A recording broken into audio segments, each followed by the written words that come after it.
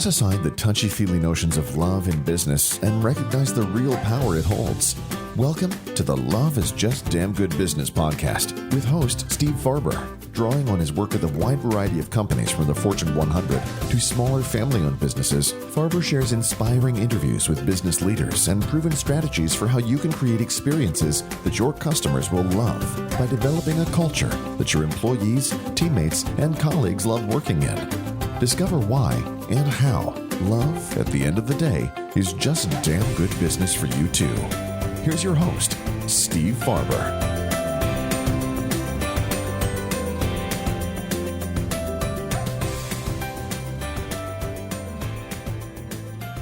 Hi, welcome to another episode of the Love is Just Damn Good Business podcast. I'm your host, Steve Farber.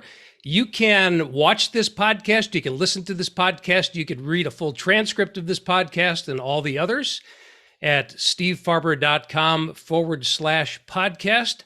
I have a feeling that for this conversation, you're going to want to watch it, listen to it, and read it. All of the above.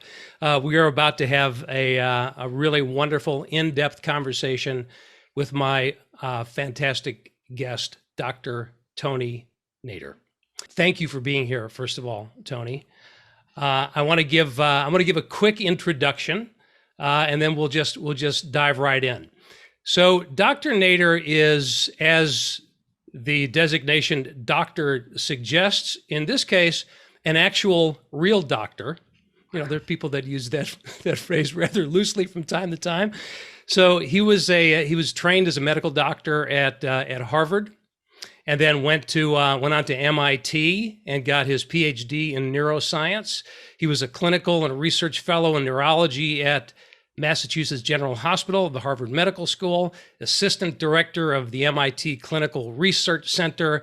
He's conducted research in neurochemistry, neuroendocrinology, and the relationship between diet, age, behavior, mood, seasonal influences, and hormonal activity, and the role of neurotransmitter precursors in medicine, whatever that means. Dr. Nader is a scholar. Not only that, he runs the International Transcendental Meditation organizations, which are the TM organization has presence in, I think it's 100 countries around the world. How many, would you guess, Tony, how many millions of TM meditators are there in the world today? Above 10 million. We've counted once 12 million, but some meditate, some, are here and there. So roughly plus 10 million. Okay, so 10 million, 12 million. What's a couple of million? So listeners to this podcast may or may not be aware, unless you know me personally, that I started TM. I learned TM many moons ago, 50 years ago, as a matter of fact. So on a personal note, it's really a great pleasure to be able to sit down and have a chat with the person who took over this organization, took the reins of it, took the custody of it, is the custodian of the knowledge behind it, from the founder, Maharishi Mahesh Yogi, and really took on a great responsibility. So you're running a multinational organization. So what I'm curious to know, I'd love for folks to hear your story. I'd also like to, as we progress through our conversation together, I want to talk specifically about the relationship of consciousness, which is, of course, an enormous word that means a lot of different things to a lot of different people. But I'd like to discuss the relationship of that from your experience with leadership.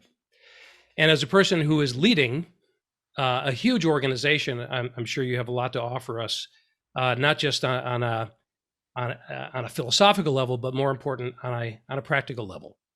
So again, thank you for being here. And so just right out of the gate, after that intro, any thoughts on the top of your head that you'd like to share with us? First, thank you very much for having me. You're a great leader and an inspirer to leaders also. And it's wonderful to be with you and speak about these topics that those who are with you like to listen to, and hopefully to shed some light on various aspects of life that can help in leadership. So your question is starting, well posed in terms of what does consciousness have to do with leadership, or where does consciousness can contribute to leadership. And to start with, obviously, consciousness is that ability that allows us to be aware, to be conscious. And people think either I'm conscious or not conscious during sleep. I'm not conscious during dreaming. I have an illusionary consciousness of illusionary reality. And that's about it. But actually, consciousness has depth, has broadness, has dimensions, and we go through different levels of consciousness. If we are tired or we are stressed, our consciousness narrows down to a point value, which is the point that is attracting our attention in order to deal with the situation at hand. But this sometimes shuts off the upper parts of the nervous system, and the executive deciding leadership parts are not as much involved because one is dealing with danger, and therefore at least perceived danger. You know, we call it stress, but we used to be in the jungle and it used to be danger. You have to either run or you have to fight. And therefore the nervous system has that capacity to kind of focus attention on a specific situation, and leads to reactions in the nervous system where the upper parts of the nervous system are not involved and not called upon. And that leads to a very narrow perspective where consciousness itself is narrowed to attend to the situation at hand. And we lose the broad perspective. We lose the situational awareness. We lose a vision of the wholeness. And therefore, consciousness can be narrow and can be wide, can be open.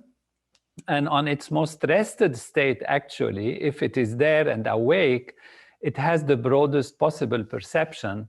And as leaders, we want to be able to have the maximum number of variables involved in any situation so that we can make a decision based on informed knowledge, not just on reaction on a moment per moment basis. Right. So globally, that was the kind of basic idea. Yeah. So it's interesting because, you know, consciousness is for most, I'm going to guess that for most people, that is a word that we use without really striving to understand what it means. So I think for a lot of people, consciousness we think of as kind of an on-off switch. Either I'm conscious or I'm not.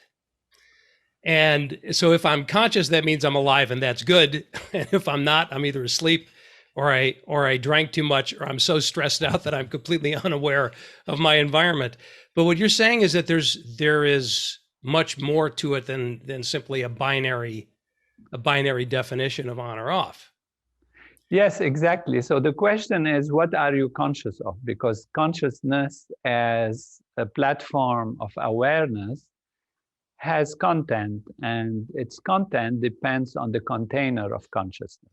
It's like a small glass. You can put so much water. It can be full, but its fullness is just limited.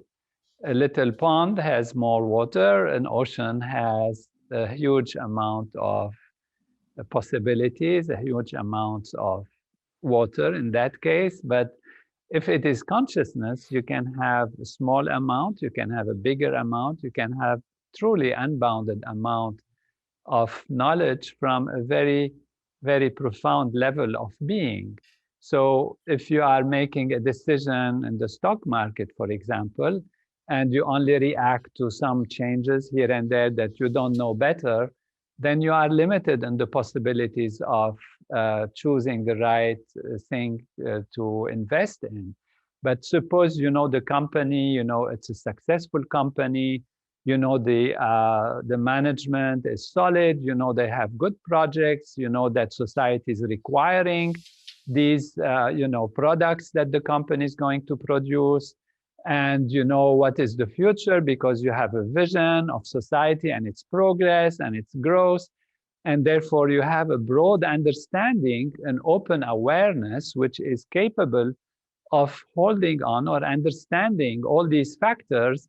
Then naturally, you will make the best decision, and certainly better than a very narrow moment to moment reaction to one element or the other. So, yes, consciousness has a dimension, and you can see it on a simple experience level. When you wake up tired, you haven't had a good night's sleep, you are, taken around by situations and circumstances. If small thing appears like a big mountain, and you are overwhelmed by situations, and you feel things don't work, you have obstacles, etc.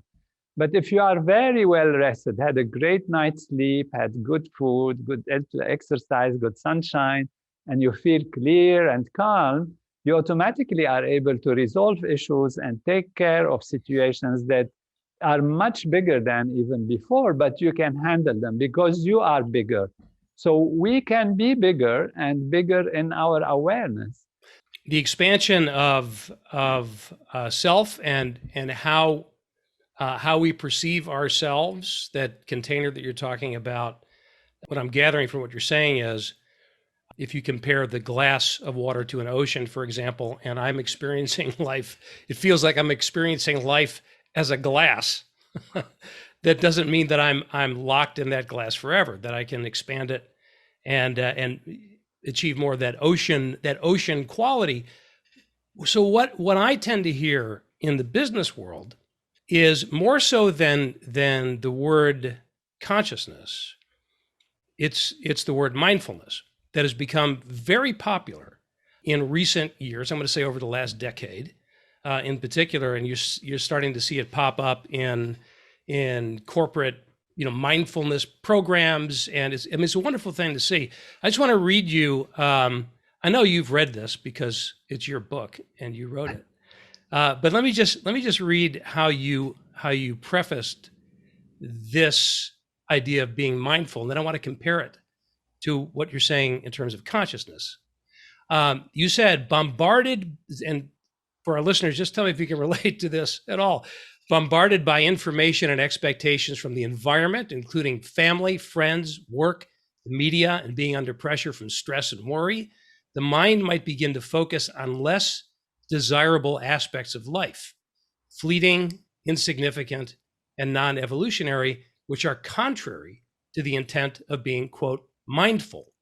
The mind would then jump aimlessly from one thought to another, getting tossed around like a boat on the surface of a stormy ocean, unable to settle down and fully experience what life offers. In these cases, the moments of experience, the bits of consciousness, are not as clear, as purposeful, and as fulfilling as they can be. So we're told that because we live in this constant bombardment, like you said, that we lose our ability to be present and to be, for example, something as simple as an attentive listener to each other and to our constituents. So that's how most of us think of mindfulness, right? My mind is focused right here with you right now. So is there a distinction between that and how you're talking about consciousness? Mindfulness is about the mind being full of something and able to not be tossed around. It's beautifully expressed and explained as you did it. And this is really the ocean. Let's say the mind is like an ocean. And if you are on the surface of that ocean and it's a stormy ocean, naturally you'll be sent around like a boat, being tossed around by situations, by circumstances, by information, etc. And one technique to help be able to be focused on aspects or project has been recently promoted as mindfulness, where you allow the mind to start being aware on a simple level of, let's say, the breathing, or let's say your own thoughts, and try to take a distance from it in a non-judgmental way. And so this is kind of called, if you like, technically open monitoring, or in some cases, contemplation. You contemplate, you look at things from that level. The consciousness is something deeper than that. It's the platform on which the information happens. It's your inner being. And if we compare it to the ocean, it is the depths of the ocean, not the surface level of the ocean. The surface level of the ocean is where you become aware of thoughts. And if thoughts are like a bubble coming from the deep depths of quietness of the ocean and grow up and come to the surface, then the bubble comes on the surface and you see something and you experience a thought. Where does this come from? The actual source of the intelligence, of the creativity, of the awareness of the bubble, which is specific awareness of a specific event or a specific thought, it comes from a deeper level, which is the depths of the ocean. So the ocean is not just awareness of individual content or being mindful of individual aspects, but broadening, as we started by saying, the container of knowledge, which means gaining the depths of the ocean. And that is where the technique that you have been doing, more than me even, Transcendental Meditation, comes as an experience of the self, going deep within. So diving deep without trying to be mindful of something, one naturally dives within through this technique and experiences the depths of the ocean and the source of where this is coming from. So you will be able to be mindful in a spontaneous way, in a natural way, without having to manipulate or force the mind to be mindful or directing the mind to be mindful. The mind will go to that which is most attractive, most evolutionary, most fulfilling. And it's like sitting at the bottom of the ocean and you can watch the entire vista, the entire scenery of all the waves and actually create the waves that you want, that are most supportive, most positive, because you are the ocean. So there is a difference between transcending, which means going beyond actually the attempt to be mindful, and naturally become aware of oneself, which is the bottom of the ocean. And that broadening the awareness gives the capacity spontaneously to be mindful, because stresses are released, strains are going, the mind is easy. And that's where you have what we call broad comprehension or situational awareness, which means you're not stuck by one thing, but you're able to see the wholeness of reality and see different perspectives that otherwise can be hidden because you're forcing the mind to be mindful of some small things here and there. So mindfulness definitely is helpful. But there is a dimension which brings mindfulness in a spontaneous way that is quite profound through transcending. So there is an enormous body of research on the impact of meditation on the brain and the physiology, and that's something that you have been deeply involved in, needless to say, for a long time. But that's not where it all started out for you. So if you wouldn't mind, I'd like you to kind of rewind your own tape for a little bit and tell us your story, starting back in your home country of Lebanon. Well, my story starts like everybody at school and in a family, and we have questions and we learn things from others and we imitate others and we hear what they are saying and we believe everything that is being said or some of it, and then we revolt during our teenage years and start asking bigger questions, and then, we start going through life. So I started like everybody. I didn't revolt very much, happily for me, but I believed in something grand and big, and I wanted to see how it can be achieved. And so I was hoping to achieve that through the study of medicine, which helps me to, help others make a meaningful life. And that was my vocation. Everyone has their own vocation in their life. I was trusting life and trusting that everything comes, in fact, from the development of the mind and body. And I was looking to develop those. But I had great ideals and feeling of supreme justice and supreme beauty and all that, which are still there, but I had to go through a process that led me to question all these things, where they come from and how they evolve.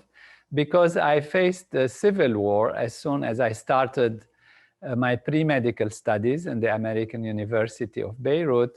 A civil war was there, and it led to huge suffering and huge complications. Everything was simply simple and nice, and then suddenly there were these, based on belief, based on something which should be the ideal of life, but also because of social differences, because of even somewhere, ideologies, political thinking, economic thought and ideologies, and all of that came together to make people fight each other. And there is so much suffering there.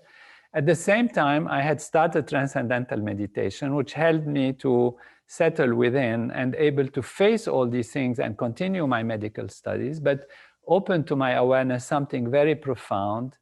And, went through all this, studied it, and kept hoping to understand human physiology and mind, to see why people do what they do from a physical perspective. So I went on to more research in psychiatry and neurology and in brain science, brain research, to try to understand this. But ultimately really discovered that these are fabulous and they give huge things to society.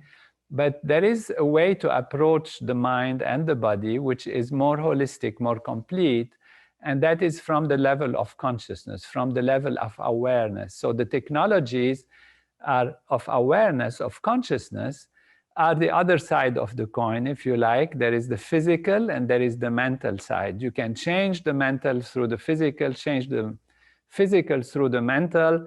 If you take drugs, you can influence your mind, but it disturbs the functioning of the nervous system and like that. And yet there is these ancient technologies, such as Transcendental Meditation, that help to settle the mind and have profound effects on the physiology. As you say, there are hundreds of scientific research studies that have shown the positive beneficial effects on the body. So I saw this very simple, non-side effect prone, zero side effect technique. So just to keep my chronology right, did you learn TM while you were still in Beirut? Or yes, did you yes. so in while that civil war was going on, you were studying to be a doctor and you're surrounded by this suffering and this chaos. That's when you started TM. Yes, exactly. And did you notice, did it have an impact on your ability to as we say nowadays, to deal? Yeah, absolutely. That was the strength that it has. It gave me a platform of stability within myself so that I can continue my studies, ability to focus more, study more effectively, and deal with the situations that were very hard, because going through the emergency room and seeing these things, it's just not easy. Human suffering, and particularly my vocation was to remove human suffering and to be a doctor and help others.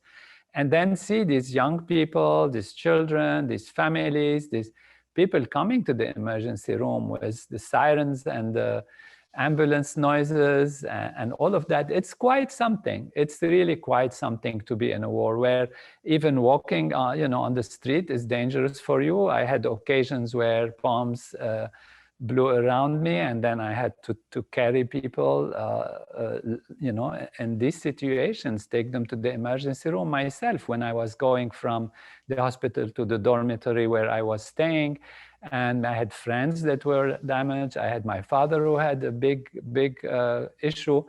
And all of this, I really felt like I had that stability within that helped me to help others, to be out for others, so that it was not something where I escape. That is the something which is very important. It's not that you're escaping and you're feeling good yourself, and so you're not caring for others.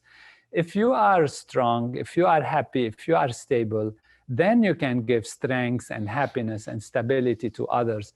So I felt this responsibility towards myself, even in my vocation, to be able to give and help others on the outside. So we have to start by accepting that we need to be stable and strong and clear and healthy in order to help others, if that is our vocation, or in order to create a good business or lead a society or lead a company. It's very important that the leader be stable within themselves. Sure, it's really, in some ways you could say it's a matter of degree, right? I mean, being in a literal life or death, war-torn situation is not entirely analogous to running a business, because the stakes are different, but yet there are parallels, there are similarities. It's that ability to, like you said, have that calmness and that stability in the face of chaos.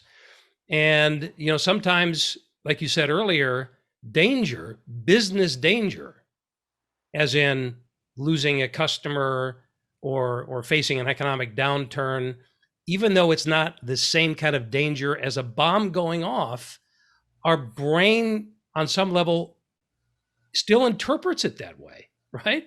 So it's kind Absolutely. of like on some level, being in a war zone. And, you know, I've never been a fan of military metaphors to describe business. You know, as in we're gonna kill the competition and we're gonna blow them up. I always felt that gave the wrong, let's say, the wrong tenor of what business ought to be. After all, you know, my body of work is about love as a business principle. But having said that, on a physiological level, we've all had those days where at the end of the day, it feels like we've been through, and we'll say it that way, I feel like I've been through a war zone. Exactly. And this is the interpretation, because our physiology, our nervous system have grown up of some conditions, you know. In my book, I discuss how the physiology comes about, but irrespective, you know, we've been in the jungle, and therefore the risks were different, but then it was transitioned, and the interpretation has been like, anytime you have stress or you hear a noise even, or you fear for some loss, be it loss of business or loss of a customer or loss of something, it looks like a small thing, but the nervous system is geared to react to it in a way that it reduces the blood flow to the upper parts of the nervous system and the frontal part of the nervous system, if one is not stable within, and sends them to the central parts, you know, the limbic system and the defense mechanisms and the amygdala and all of this. Even under a situation where you hear a noise or you hear this, of course, that happens if you are tired more than if you are rested, because when you are rested, you are still open. And this, you know, the research on meditation has shown that the blood flow comes back to the nervous system's higher parts, to the frontal cortex, which is the executive part of the nervous system, and therefore it gives you the ability to see things from a much more profound and clear perspective. And that has impact on the entire nervous axis, which leads to, you know, from the nervous system to the hypothalamus and pituitary gland, which control the endocrine system, which controls the secretion of the hormones, and then controls the immune system. So it leads to very physical, real changes that can be damaging, can be restrictive, and can imbalance the physiology. So it is, in a way, a war zone where the bomb is thrown, you know, from some imaginary thing, in a sense. You know, imaginary loss of a customer is not imaginary, but imaginary in the sense of the damage and the scope of it is not the same. And yet the nervous system reacts in the similar way. and leads to damage in the physiology, damage in the mind, and the ability to deal with the situation in the best possible way. So that brought you to ultimately to the States, where you studied at Harvard, you studied at MIT, and you got involved in more of the organization, in the TM organization, because you were so drawn to it. Which, I know this is the very short version of the story, obviously, but fast forward now a few years, and you were what's the right word? Chosen, designated, delegated. What was? Were you were given the reins of the organization? How did that come about? And because I'd like to build on that a little bit and hear about your experience in leading, a multinational organization. But how did it come about to begin with? It came about through apprenticeship first, spending a lot of time with the founder of the organization and learning from his vision and being around him. Apprenticeship means, as you know, of course, as all leaders know, so you learn by copying, by imitating, by following the way the leader of the organization at that time is leading and is doing, and learning also about different aspects. I have had to deal with many projects in education, even in business and industry, and dealing with leaders around the world, and going through research in science, in writing, in composing, in many, many aspects of the organization first, and then basically go deep into the knowledge from which the meditation comes, which means the ancient system of yoga and Veda, and understanding the reality from this perspective and doing research on it, comparing mind to body, physical to non-physical, material to non-material. And this research was a project, for example, that was important for Maharishi, who is the founder. And that is the connection between mind and body, between consciousness and physiology, between intelligence and matter. And this was a research that took me several years actually to complete. And it connected the ancient knowledge to modern knowledge, and brings a common denominator, a holistic value that connects all these aspects in life. And I think because of all of this and the knowledge from science, and Maharishi wanting the knowledge to be presented in a scientific way, because it has to do with mind and consciousness, it can sometimes be seen as spiritual in the sense of non-physical, etc. And people maybe even think that it's a belief system, or you have to adopt some kind of religion, or all of that. But he really wanted to be a technology of consciousness, a technology of the mind, a technology which means something you can apply in a systematic way. If you do it in a systematic way, you get the expected results. So it is repeatable, it is reliable, it always produces the results. And that is the scientific methodology. And so bridging East and West, matter and mind, was kind of my specialty. And having had scientific background and knowledge, plus spending time in apprenticeship and learning about the whole thing, I think it just led to this request, let's call it. And at the beginning, I said, oh, it's too much. I don't think I'm ready, or maybe I'm not the right person. But then there was an insistence, and I just felt honored, of course, and accepted to be with others, part of this. Because the second part of your question, if I may repeat, is how do you do it, or like that? Before we get there, this went by kind of fast. I want to make sure that we don't miss it. When you were presented that opportunity, your initial response was not, gee, thanks. It was, No, it wasn't. I'm a scientist in the heart. I'm a researcher. Researchers, scientists usually work in the lab, in the cave, hidden, and all they want is to find truth and to find the laws of nature and understand that. And of course, they like to lecture, they might like to write and all of that. But to lead an organization and where there were many very, very capable people and administrators who've been there for so many years, I felt maybe others can do it. And I felt, well, it's beautiful, great honor, but wanted to kind of first refuse and make sure it really is a truly consistent request.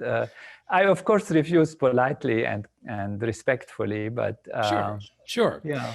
But this is a really significant point. It may not seem that way to you because you are by nature a humble person.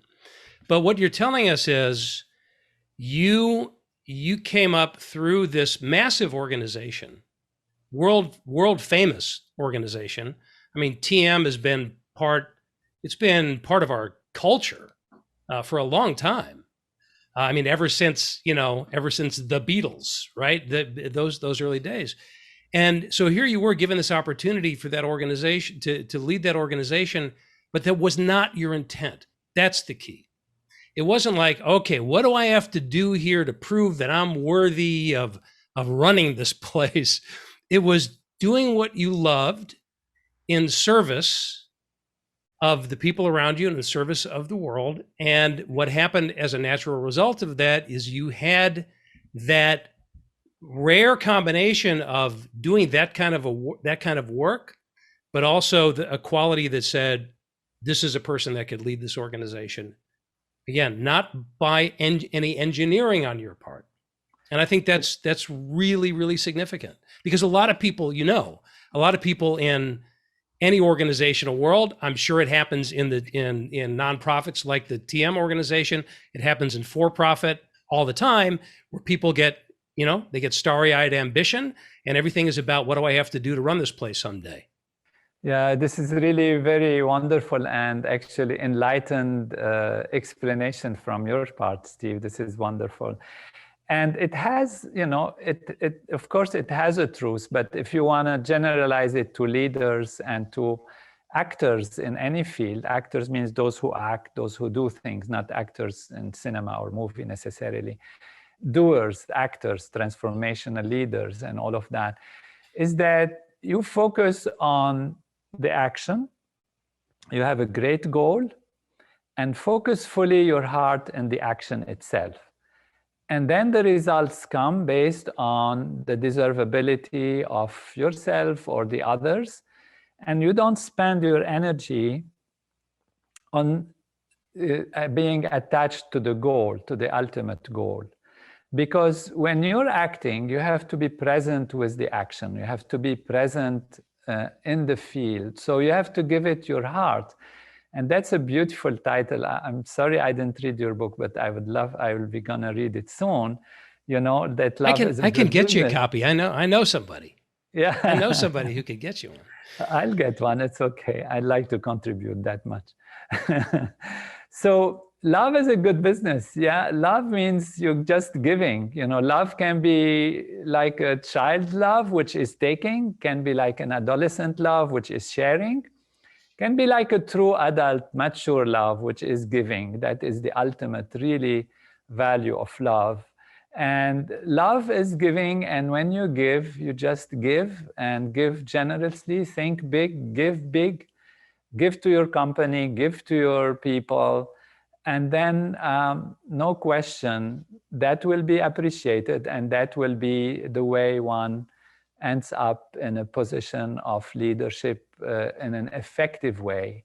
And that leadership, as you say, I read this note also from you, is beautiful. It's not just being the leader of a company, it's also make changes in society in moments that you can help somebody smile or help somebody get out of their problem, or, that is fulfilling. That is really where true leadership is ultimately. And then the goal, the outcome will come there. There is a saying in the ancient, in the ancient wisdom that the doer is able to control the action, but cannot necessarily always control the results of the action. So focus on the action that you're doing, do it the best way that's possible. And the result is not within our control. The result is, of course, based on your action, but there must be some things from the environment, from the past, from the future, reasons why things don't come out, the way maybe you thought they should come out. But at least your action is given its full value, rather than you're thinking, I'm acting because of something I want to achieve. Right. And then you're not really giving the action its deserving attention. It's what it deserves to get. Your half mind is on the goal and half on the action. So neither the goal is fully there, nor the action is fully there. So Steve, I'm impressed. You beautifully explained it. Well, thank you. If I could be so presumptuous as to quote myself, do what you love in the service of people who love what you do. You see the poster on the wall behind me. That's the core of what I've been advocating for and teaching for a long time.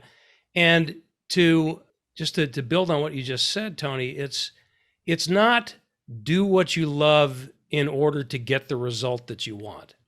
It's do what you love in the service of people. And if you do that, which you are a beautiful model of in your entire career, then what happens naturally is reciprocity. Then the love comes back. It may not be in the way that you had initially thought it would, but it does come back in some way or another. And we respond to leaders like that.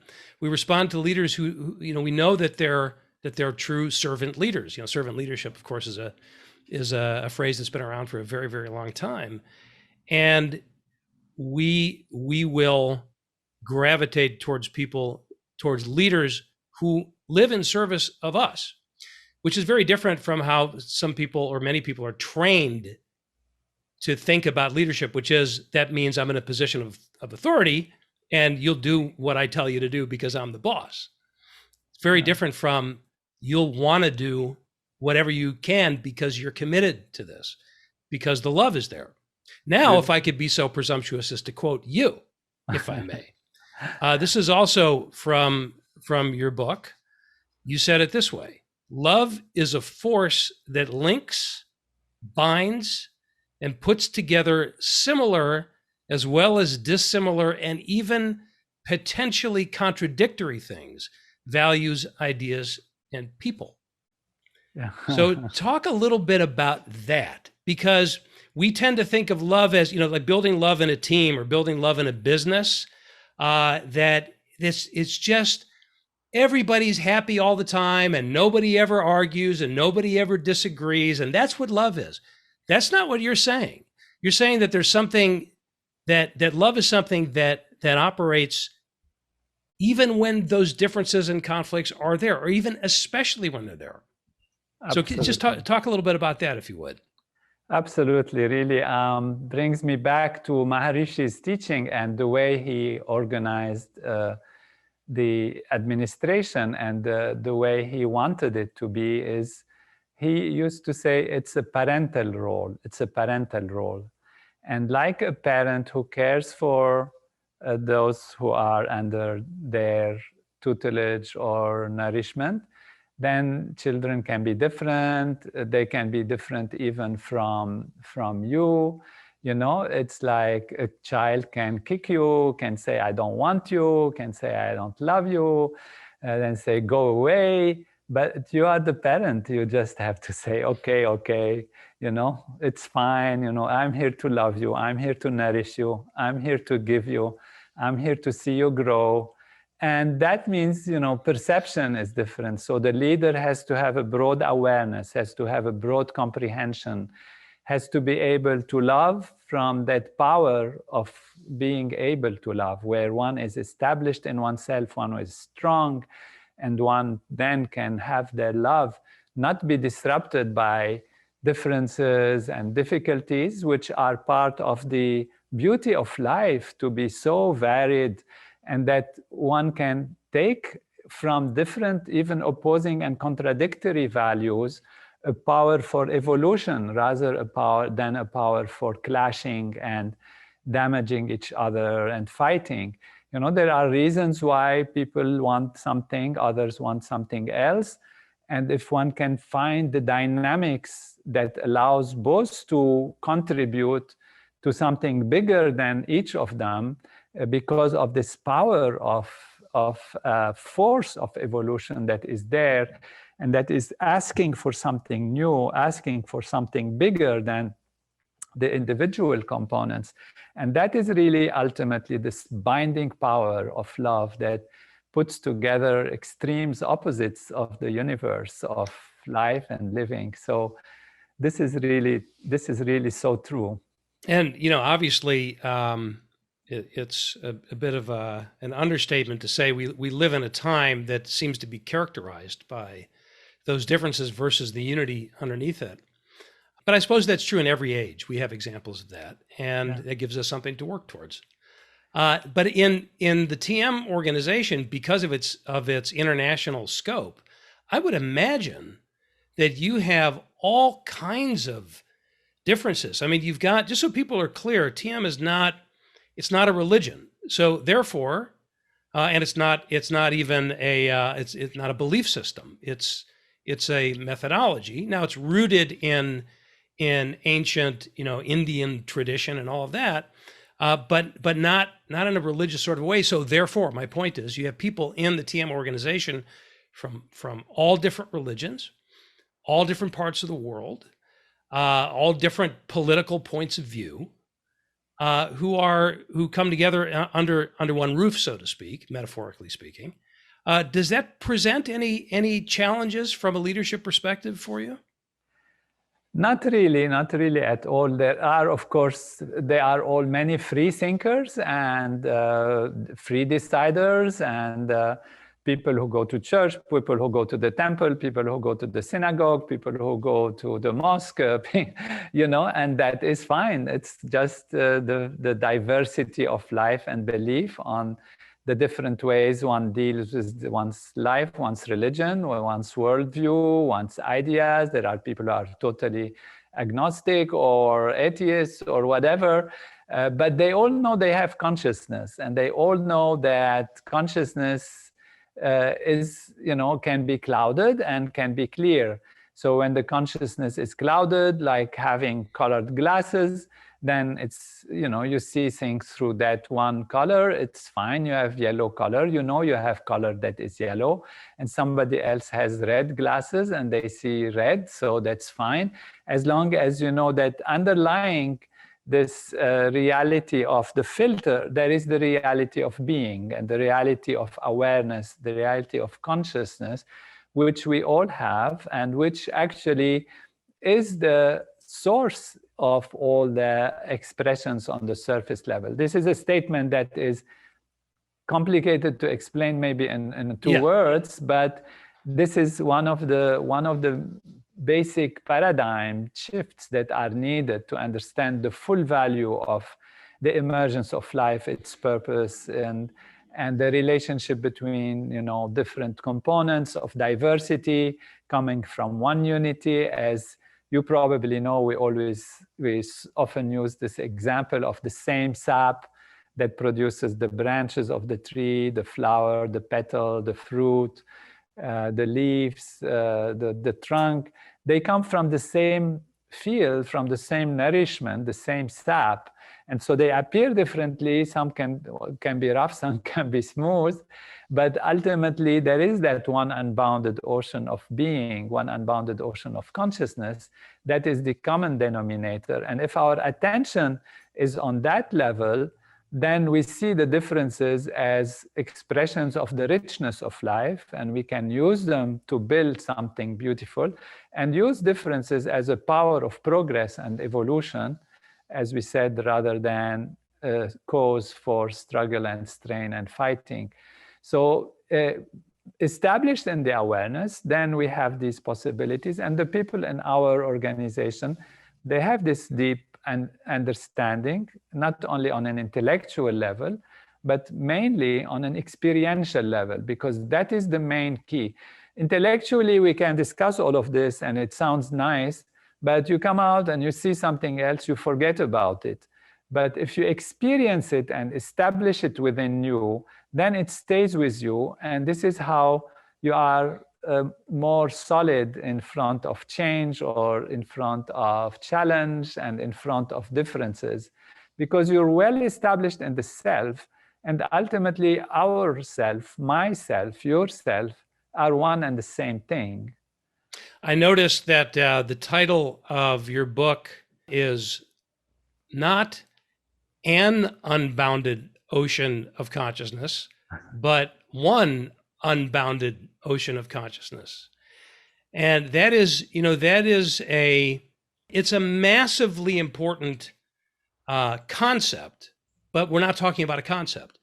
And that's where it gets tricky, right? Because it's very, it's really interesting, and it's good exercise for the mind to get into the definitions and the distinctions and all that, and to say, well, is it possible to have differences and unity at the same time?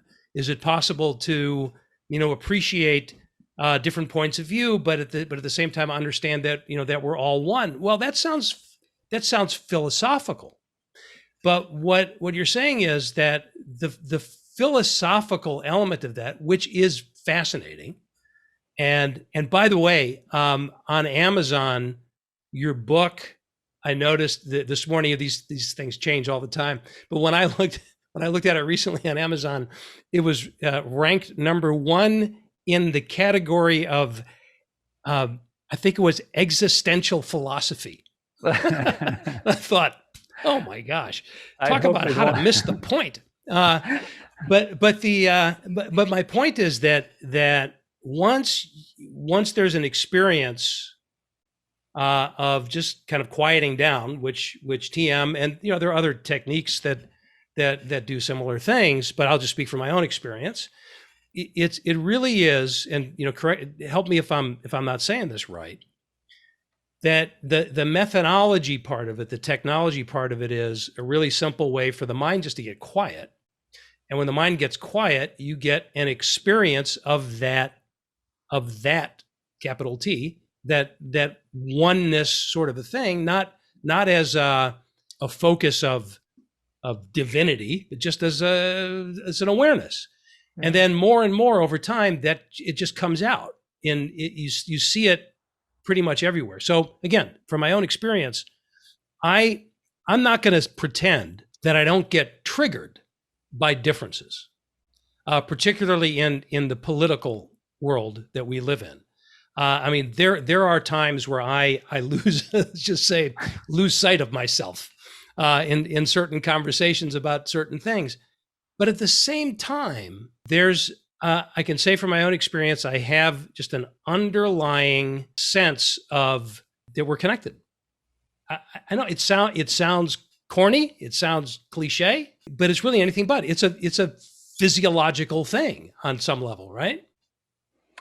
Completely. I hope I didn't just massacre all of that, but that's... No, you're wonderful. You're exactly there. As we said, the sap, the same sap nourishes the entire tree and becomes the different parts. And the same experience of transcending, which is going beyond the surface value of changing thoughts and changing ideas into a field of pure awareness, which means consciousness conscious of itself alone, is something that brings the unity quality in the field of diversity on experiential level. Now, one might think, well, this is subjective, and therefore it's not something palpable on a surface level. You cannot study it. You can study its effects, of course, which are fantastic, but how can you measure it itself? And you have to count on the experience of the individual. So, okay, on the experience, it's there, you can say, but it's still subjective. Now, You say there is matter and differences and the material life. And this is the question that scientists have been asking for as time goes, as time has been. What is matter actually? And matter, physical matter, is made out of atoms. Atoms are anything matter. The body is made out of organs. Organs are made out of tissues. Tissues are made out of cells. Cells are made out of molecules. Molecules are made out of atoms. And then as scientists kept probing deep in nature, they found that even the atoms are made out of elementary particles, and that the elementary particles are fluctuations of fields of energy. So energy and matter are equivalent, and there are fields of energy and field of forces. The fields of forces are electricity, magnetism, weak force, strong force, gravity, etc. And they have been now more and more unified, and therefore we don't have electricity and magnetism anymore. We have the field of electromagnetism. And we have the weak unification. We don't need to go into this physics in great detail, but suffice it to say that many Nobel Prizes have been given to scientists who have discovered that all that there is in the universe comes from a more and more unified field, ultimately glimpsing and postulating a unified field of all the laws of nature, which means the scientists are looking and they postulate that there is one field, just one field, that as it starts expressing itself on the surface, it differentiates itself, or it appears on the surface as electricity or magnetism or weak force or gravity, etc. And then these, as they fluctuate, they lead to particles. Particles come together, they create atoms. Atoms come together, they create molecules, etc. Cells, tissues, organs, organ system, a human being, or a tree, or an animal, or a planet. So all comes from that one field, one unified field of all the laws of nature. So this idea is not crazy, is no more can be seen as crazy, that there is a unified field of life.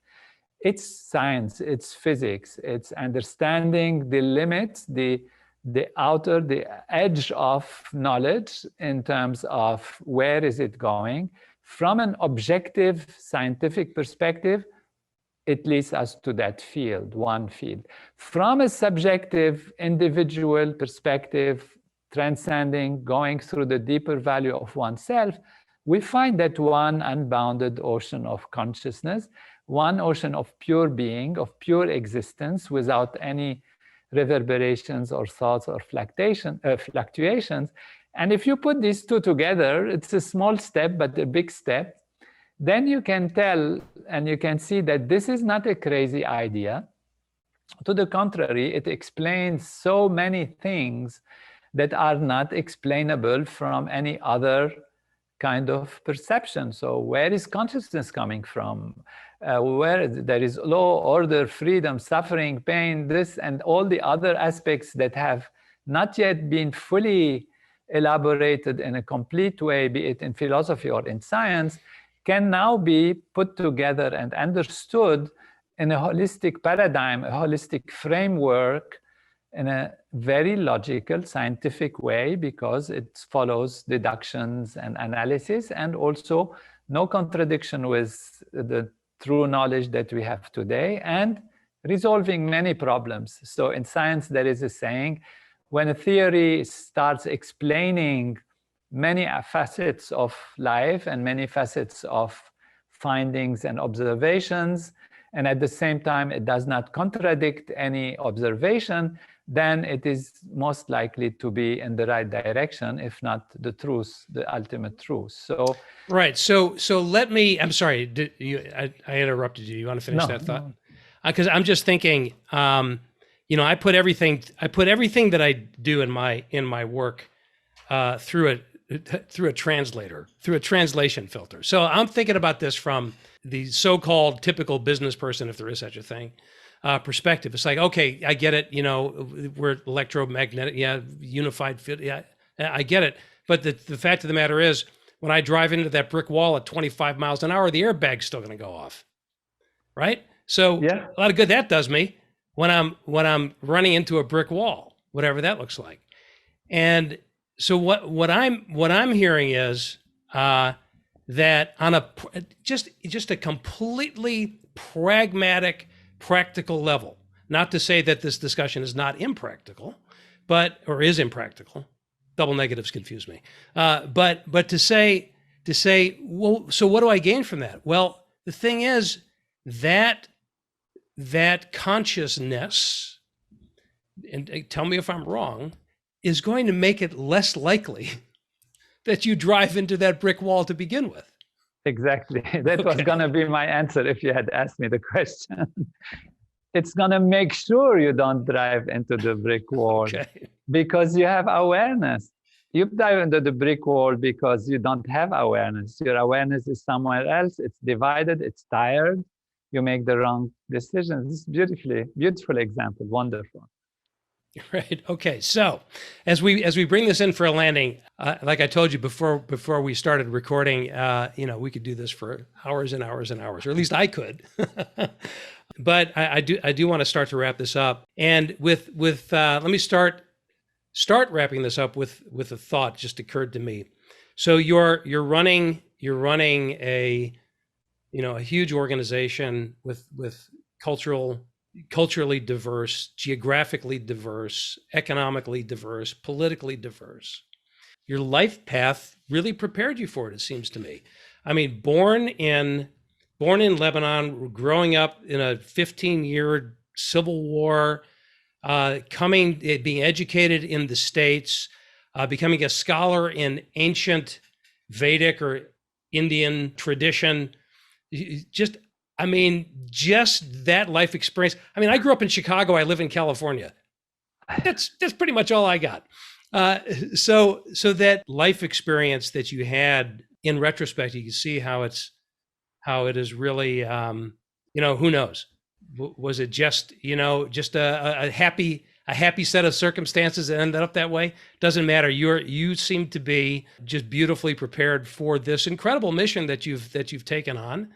And the great good that you can bring to the world. The other thought that I'd like to share with folks is, TM has become, like I said earlier, it's been a part of our popular culture for a long time, but it has recently experienced a resurgence, a lot because of David Lynch, the David Lynch Foundation, and he's kind of brought all these celebrities out of the woodwork who are long-time TMers, like Jerry Seinfeld and Howard Stern, and of course David Lynch himself, Paul McCartney, and Katy Perry and Russell Brand, all these people.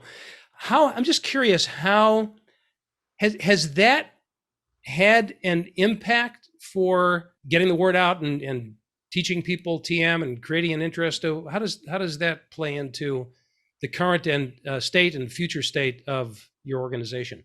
Probably it has, and we are grateful for all these very successful people who want to share what they know is good for themselves. They have no interest in a personal level. It's all done in a completely generous way, in a completely giving way, because when you experience something good, you want to share it with others, and so we're very grateful for them. There has always been also scientific interest, and many scientific research studies have been done on veterans, on PTSD, on the effects even on social indicators. And there has been a growth in what we call collective awareness, collective consciousness. We see, people have had kind of clues about their diet, about exercise, and all of that. And now they also are interested more in their mind, in their development on the consciousness level, on the spiritual level. So there has been a resurgence in interest in mindfulness, in yoga, and in seeking something more than what day-to-day living gives, and the ability to develop one's awareness. So there has been these transformational leaders, there have been many people in society who are now, guiding and leading through the internet, which has been an amazing tool to communicate, and people who were, in the woods, also regular people, not just celebrities, everybody, me and others and all of that, here and there, and great people like yourself and others, writers and thinkers, are interested in something more. They see the value of the mind, they see the value of consciousness, because after all, the body works, of course, but how do we make our decisions? How do we, what is the guiding principle? It's something that happens in the mind. The mind guides the physiology to act and to think. If you want to create a company, of course, you have to write, you have to read, you have to send things, but it's your creativity, your intelligence that does it. So these are instruments on the outer value, and the origin is happening within consciousness, within awareness, within understanding, within vision, creativity, intelligence. And this has a very non-material dimension, and people are looking to develop that value in their life for their happiness and success. And they have the results and they share it with others. It's kind of almost word of mouth, but it's thanks to great people who have experienced this and who want to share what is good with others, like yourself, Steve, today and in other occasions. Sharing this knowledge and thinking about it are the ways, that help from many, many angles. Great. Well, thank you. So again, I encourage everybody to read Dr. Nader's book, One Unbounded Ocean of Consciousness. The subtitle is Simple Answers to the Big Questions in Life. And I'm telling you, I've done a power read of it. I haven't had the time yet to savor it, but as the title suggests, well, let me put it this way: a book called One Unbounded Ocean of Consciousness is bound to be pretty deep. I mean, one would hope it is, and it is. So I encourage you to read it and take your time with it, because it's going to get you thinking about your life in ways that you likely may not have done before. And it's a beautiful, inspiring read, and very practical as well. So Tony, Dr. Nader, thank you so much for spending this time with us. And to all of my friends and listeners, until next time, do what you love in the service of people who love what you do. Beautiful. Thank you so much. Thank you for listening to another episode of Love is Just Damn Good Business with Steve Farber. Join us again next time, because when customer and employee satisfaction just isn't enough anymore, we are here to back you up with specific ideas to operationalize love to make an enormous difference in your business, personal life, and the world around you. Visit our website at stevefarber.com to leave a review. And don't forget to share the love with your colleagues and friends, because after all, it's just damn good business.